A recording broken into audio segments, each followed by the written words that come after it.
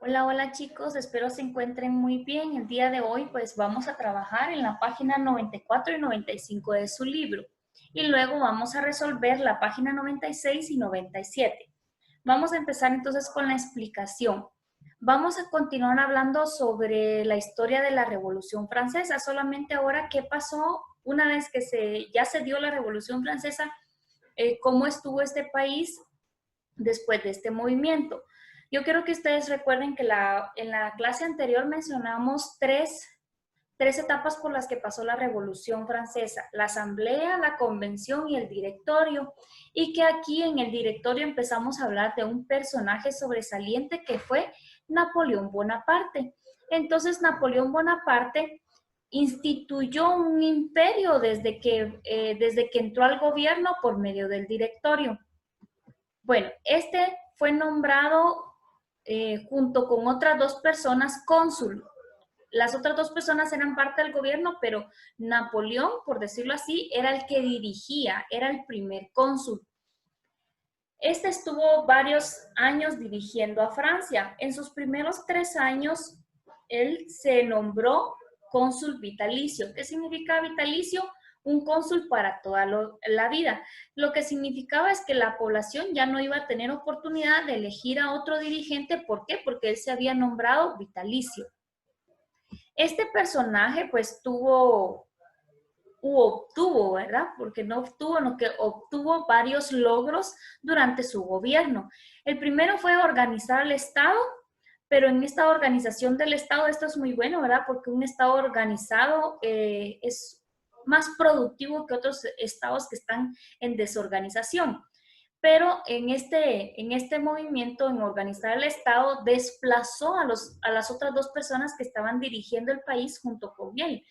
Esto de alguna u otra manera pues no fue tan bueno, ¿verdad? ¿Por qué? Porque si no, al final volvimos a que el poder solamente estaba en una persona.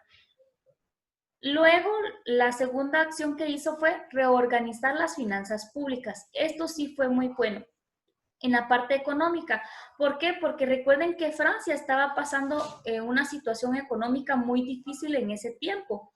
Entonces, esto fue muy bueno porque restauró la economía. Luego promulgó el Código Civil. Esta es un tipo de ley, ¿verdad? En las que se establece la relación entre el Estado y el pueblo. Por ejemplo, como ciudadano, qué obligaciones tengo, pero también qué derechos tengo. Igual el gobierno para con sus ciudadanos, ¿verdad? Y por último, reanudó las relaciones con la Iglesia Católica. Recuerden que ahí habíamos dejado un poquito atrás la Iglesia Católica o separado del Estado, y Napoleón Bonaparte pues retoma esa relación. Bueno, entonces Napoleón Bonaparte consolidó un Estado burgués, y a través de esta consolidación de su gobierno, ¿verdad? A Napoleón Bonaparte pues se le empezó a cruzar una idea por la mente, ¿verdad?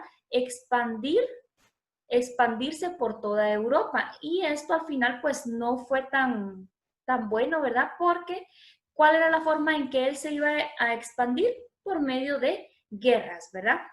Acaba de mencionar que Napoleón Bonaparte pues fue un militar muy astuto, muy bueno, ¿verdad? Muy bueno. Entonces, aquí tenemos a Francia.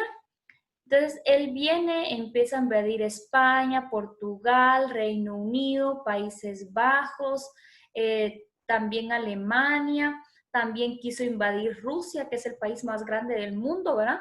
Entonces, ganó varias batallas, pero también cuando se dan cuenta los países que él quería apoderarse de todo el continente, entonces vienen y todos estos se unen para estar en contra de Napoleón, y así fue como derrotaron al imperio de Napoleón.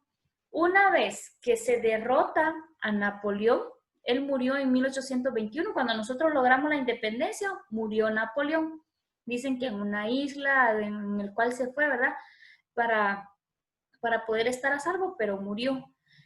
Luego de que fue derrotado Napoleón, viene un proceso para Europa, porque no fue solamente en Francia, ¿verdad? Viene un proceso al cual se le llamó restauración.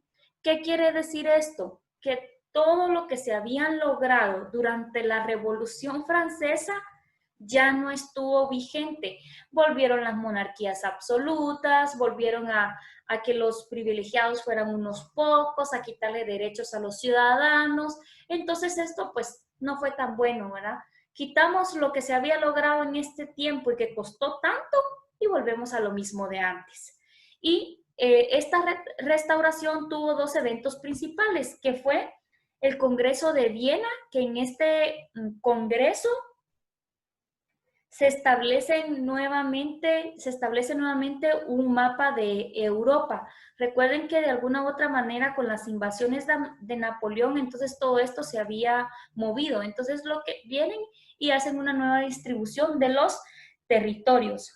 Y luego otro evento relevante en la restauración fue la Santa Alianza.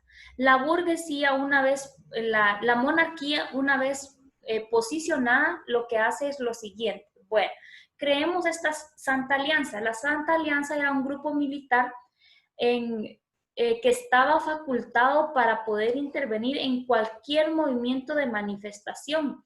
Entonces, ¿esto con qué objetivo? Para poder evitar otra revolución en cualquiera de los países de Europa, ¿verdad? Entonces, aquí fue como cerramos, por decirlo así, o con la restauración, cerramos el ciclo de la Revolución Francesa.